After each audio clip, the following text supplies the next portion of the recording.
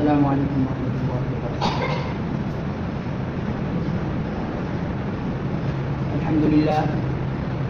الحمد للہ وکفى وسلام علی عباده الذین اصطفى، اما بعد فاعوذ باللہ من الشیطان الرجیم، بسم اللہ الرحمن الرحیم۔ قال اللہ عز وجل: محمد رسول اللہ والذین معه اشداء علی الکفار رحماء بینہم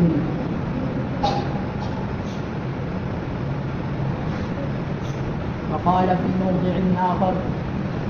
وللہ العزة ولرسوله وللمؤمنین۔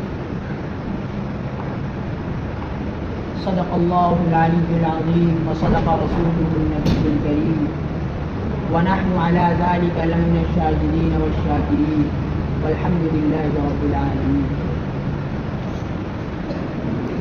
بتائیے سامنے سے بیٹھا آدھی دو دارو بارش آدھی ہوتی آدھی ہوں لاکھوں سلام اس آقا پر دل لاکھوں جس نے جوڑ دیے، ہوں لاکھوں سلام اس آقا پر دل لاکھوں جس نے جوڑ دیے، امت کو دیا پیغام سکون طوفانوں کے موڑ دیے۔ اس محسن عالم نے الیاس، اس محسن عالم نے الیاس کیا کیا نہ دیا ہے دنیا کو، دستور دیا، منشور دیا، کئی راہیں دی، کئی موڑ دیے۔ اور زباں پر مومنوں کے جب بھی ذکر تاجدار آئے، زباں پر مومنوں کے جب بھی ذکر تاجدار آئے تو اس کے بعد لازم ہے کہ ذکر چار یار آئے۔ ابو بکر و عمر عثمان علی با وفا جب ہوں تو پھر کیوں کر نہ باغ مصطفیٰ میں پھر بہار آئے۔ محترم سامعین کرام، اللہ رب العزت نے ہم تمامی حضرات کو جناب آقا و مولا محمد عربی صلی اللہ علیہ وسلم کی امت میں پیدا فرمایا۔ اللہ رب العزت نے ہم سب کو کلمہ لا الہ الا اللہ محمد رسول اللہ پڑھنے والا بنایا۔ گویا ہم کو اللہ رب العزت نے ایمان والا بنایا کہ ہم کو ایمان کی دولت سے مالا مال فرمایا۔ اب اللہ رب العزت نے ہمیں حکم دیا کہ ہم اس کی بندگی، اس کی پرستش کریں، اس کو پوجیں۔ تو اب بات یہاں پر یہ آیا کرتی ہے کہ ہم اللہ رب العزت کی ذات گرامی کو کس طرح پوجیں، کیسے پوجیں، اللہ رب العزت کی پرستش کیسے کریں۔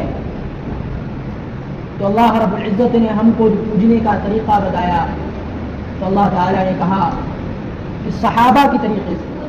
اللہ کے نبی صلی اللہ علیہ وسلم کو آئیڈل اور نمونہ بنایا۔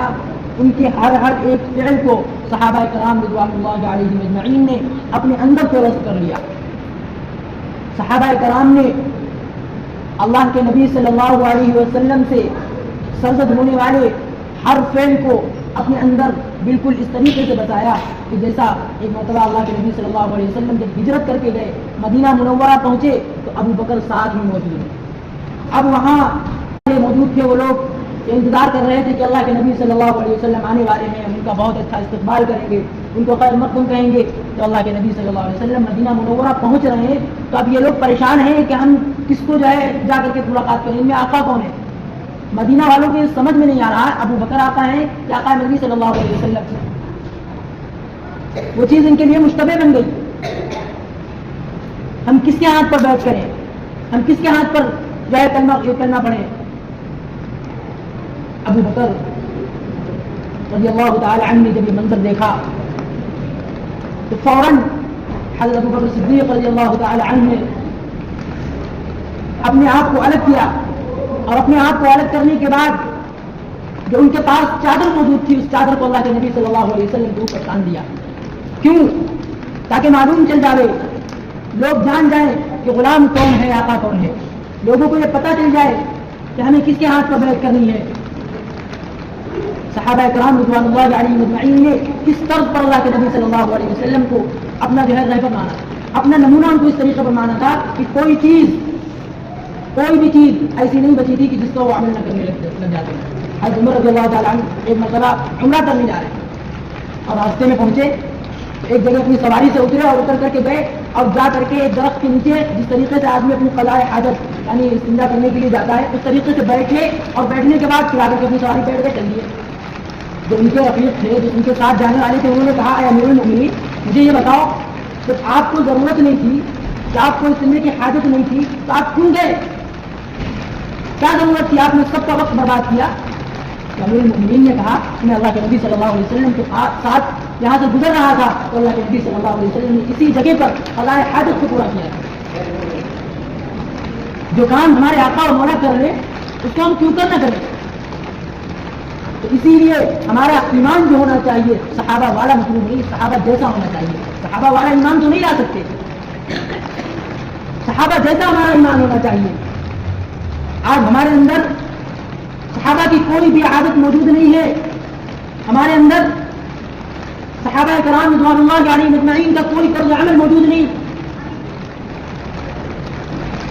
हमारी जिंदगी के अंदर इसी वजह से इनकलाब नहीं आ रहा, हमारी जिंदगी इसीलिए पस्ती की तरफ जा रही, हम इसीलिए दुनिया के अंदर दलील हो रहे हैं कि हमने सहाबा कराम के तरीक़े को छोड़ दिया।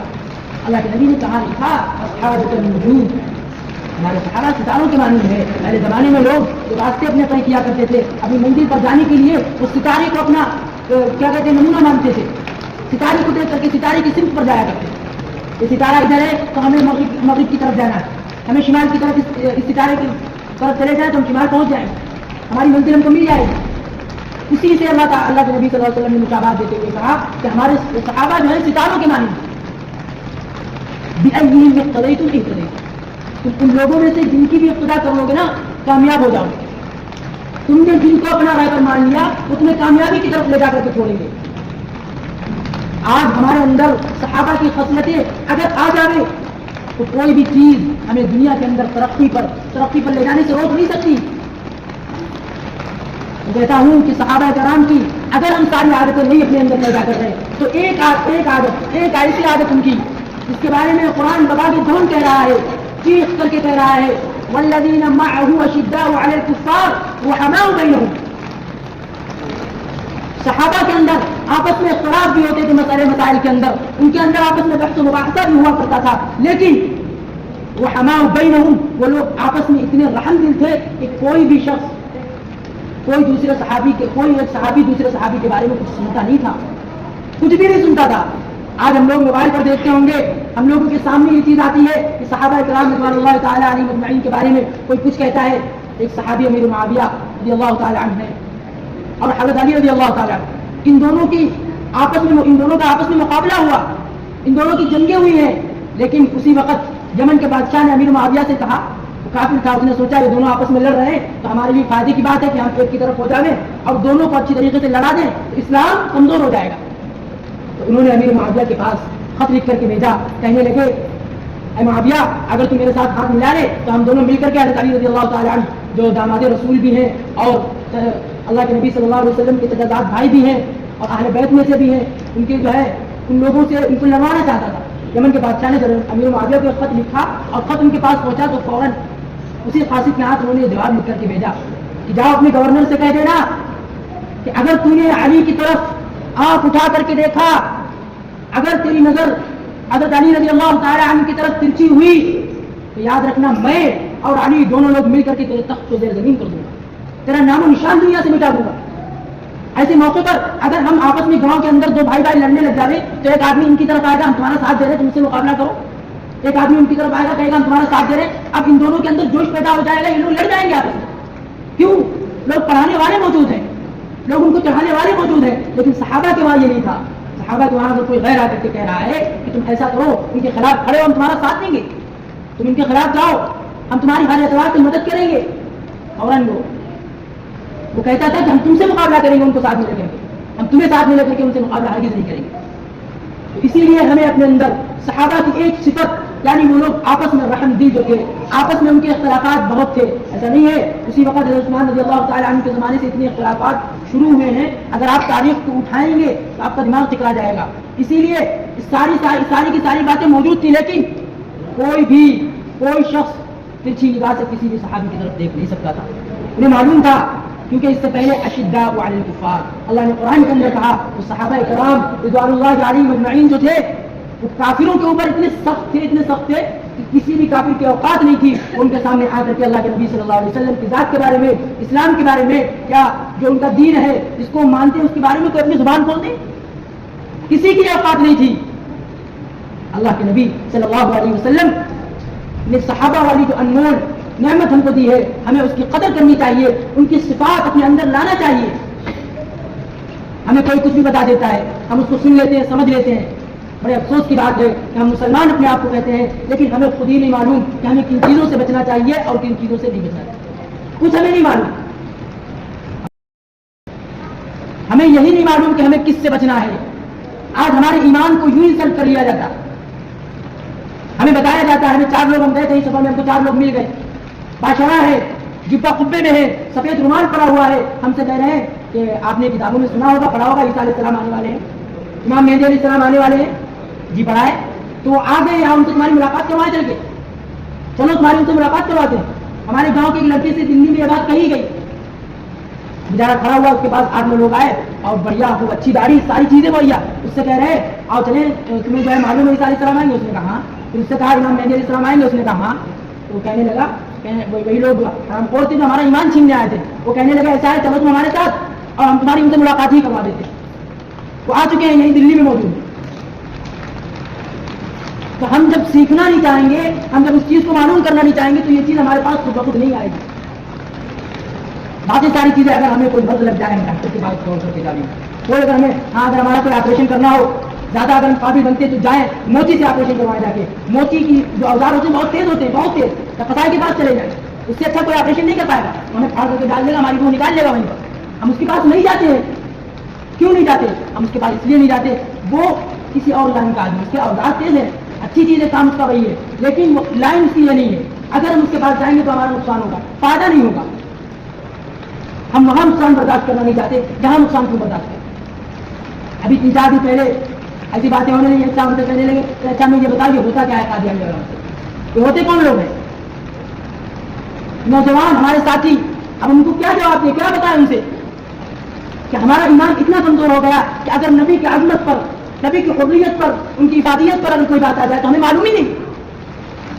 جب تک یہ چیز ہمیں معلوم نہیں ہوگی جب تک اس چیز کو ہم جانیں گے نہیں تو ہمیں کوئی بھی گمراہ کر سکتا ہے کوئی بھی ہمارے پاس آئے گا اور ہم سے کہے گا بھائی تم ان کو مان لو یہ بھی اللہ کے نبی ہیں اور اگر ہم نے سیکھ لیا کہ قرآن کے اندر اللہ نے کہا ما کان محمد ابا احد من رجالکم ولکن رسول اللہ وخاتم النبیین کہ اللہ کے نبی صلی اللہ علیہ وسلم کو اللہ تعالیٰ نے آخری نبی بنا کر کے بھیجا تو خاتم کا لفظ استعمال کیا اللہ نے تو وہ آدمی فوراً ہمیں چنگل میں بتائے گا کہ خاتم کے معنی تو مہر ہے آپ لغت اٹھا کر کے دیکھ لیجیے لغت میں بھی لکھا ہوا خاتم کے معنی مہر تو نبیوں کے اوپر مہر بن کر کے آئے آخری نبی بن کے نہیں آئے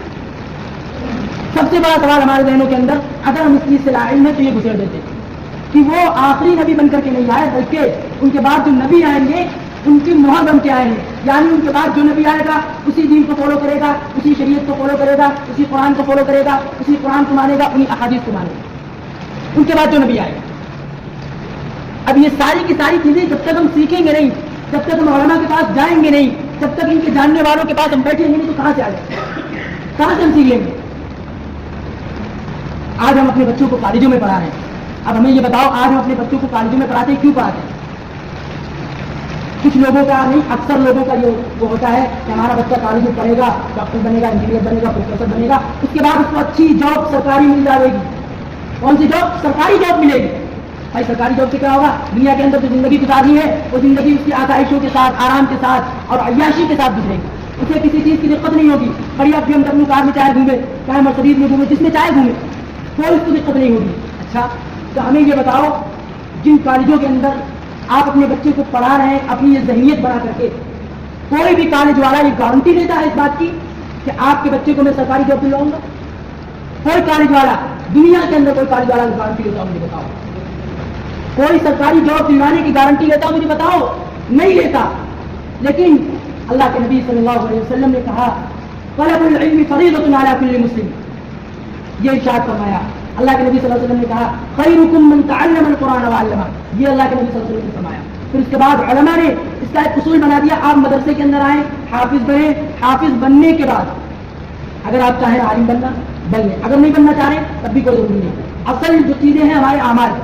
ہمیں علماء سے معلوم کر کے ہمارے اعمال کیا ہے، ہم نے اگر ان چیزوں کے اوپر 2-3 سال لگا کر کے، اور اگر ہم نے 8-9 سال لگا کر کے عالم اگر ہم بن لیے تو اللہ کے نبی صلی اللہ علیہ وسلم اس چیز کی گارنٹی لے چکے ہیں، میں جنت دلواؤں گا۔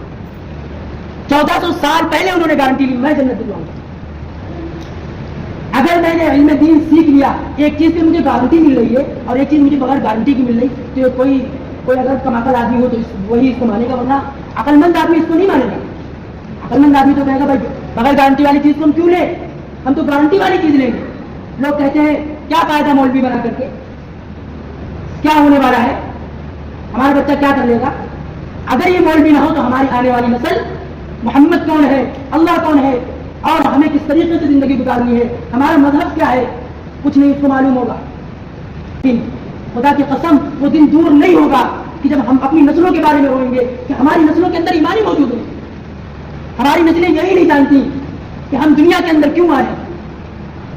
کیونکہ جب یہ کوئی بتانے والا موجود نہیں ہوگا تو نسلوں کے اندر ایمان کا آسمان سے نازل ہوگا، جبرائیل امین آئیں گے اور روح ان کے اندر ایمانی پھونک کر کے چلے جائیں گے۔ ہمیں ہمارے اندر جو استطاعت موجود ہو، جس طریقے سے ہم کر سکتے ہو، جس طریقے سے ہم دین کیا کہتے ہیں اس دین کا تعاون کر سکے کریں۔ اب لوگ کہتے ہیں یہ کام تو فری ہونا چاہیے، اچھا یہ کام فری ہونا چاہیے، باقی کام تم فری نہیں کر لیتے، کسی کو دوائی دیتے وہ فری نہیں دے دیتے، وہ تو خدمت خلق ہے، اس پہ زیادہ اجر ملنے والا ہے بھائی، اس پہ اجر آپ کو زیادہ ملے گا۔ اگر آپ ڈاکٹر ہیں، کسی کو آپ دوا دے دیں، کوئی غریب آپ کے دروازے پہ آیا اس کو 1 کنٹل غلہ دے دیں، تو مانگنے والا بابا آیا اس کے سائیکل پہ آپ 1 کنٹل باندھ دے جاؤ، تو آپ نہیں کر سکتے، اس کو آپ کریے بھی نہیں۔ مولوی کو پڑھائیں، ان کو وہ فری پڑھائیں، مدرسے کے اندر تعلیم سے فری دے۔ اگر ہماری یہ ذہنیت بن گئی، کسی پہ کوئی اعتراض نہیں کر رہا، میرا کہنے کا مقصد یہ ہے کہ ہمیں اپنی نسلوں کے اندر، اور ہمیں خود اگر ہم بڑے ہو گئے ہیں اور ہماری عمر زیادہ ہو گئی تب بھی ہم اتنا معلوم کر لیں کہ ہم کس کو ماننے والے ہیں، ہمارا رب کون ہے، ہمارا رسول کون ہے، ہمیں کس کی بات ماننی، کس کی نہیں ماننی، کس کی باتوں پر عمل کرنا، کس کی باتوں پر عمل نہیں کرنا، اس بات کو اپنے ذہنوں کے اندر بٹھا لیں۔ اور لوگ علماء اگر ہم صحیح طریقے سے اللہ کے طریقے کو، نبی کریم صلی اللہ علیہ وسلم کے اسوہ حسنہ کو اپنی زندگی کے اندر لے آئیں تو یاد رکھنا یہی چیز ہم کو عوج ثریا پر پہنچا ہے، ہم کو بلندیوں پر اٹھا کر کے لے جائے، جو ہم کو جانتا نہیں ہے وہاں بھی ہمارا نام ہوگا۔ تو اسی لیے ہم اپنی بچوں کی زندگیوں کے اندر دین داخل کریں تاکہ انہیں آگے تکلیف نہ ہو، ان کی نسلوں کو دقت نہ ہو، ان کی نسلوں کو مشقتیں نہ اٹھانی پڑے، وہ جیسے چاہے دین کا کام کریں، اور ہم اپنے بچوں کو ہر اعتبار سے مضبوط کریں، پیسے کے اعتبار سے، کاروبار کے اعتبار سے، تاکہ ہمارے بچے دین کے ہر اعتبار سے مدد کرنے والے بنے، دین کے ہر اعتبار سے دین میں اپنے آپ کو قربان کرنے والے بنے۔ پیسے کی بات آئے تو پیسہ بھی دیں، جان کی بات آئے تو ان کے اندر ایمان موجود ہوگا تو جان دینے کے لیے بھی تیار ہو جائے گا۔ اگر ہمارے سامنے ابھی کوئی آ کر کے کوئی اعتراض کر دے گے اللہ کے نبی صلی اللہ علیہ وسلم کی ذات پر اور پھر اس کے بعد صحابہ پر کسی چیز پر، اس سے ہم کیا کہیں گے بھائی؟ اس سے ہم صاف بواز دمن یہ کہہ دیں گے بھائی یہ کام ہمارا نہیں ہے، مولویوں کا کام ہے، آپ فلاں مولوی سے مل لیجیے جا کے، وہ آپ کو اس کے بارے میں بتا دیں گے۔ کیا کہیں گے؟ فلاں مولوی سے مل لو جا کر کے، وہ اس کے بارے میں آپ کو بتائے گا۔ اچھا وہ مولوی ہی اللہ کے نبی صلی اللہ علیہ وسلم کے صدقے سے دنیا میں آیا، صرف وہی مولوی اللہ کے نبی کا صدقہ یا دنیا میں کھا رہا، ہم نے نہیں کھایا۔ ہم دنیا کے اندر جو زندگی گزار رہے ہیں کیوں گزار رہے ہیں؟ اللہ تعالیٰ نے یہ دنیا جو بنائی ہے، لقد من اللہ علی المؤمنین اذ بعث فیہم رسولا، ایمان والوں پر احسان کیا ہے۔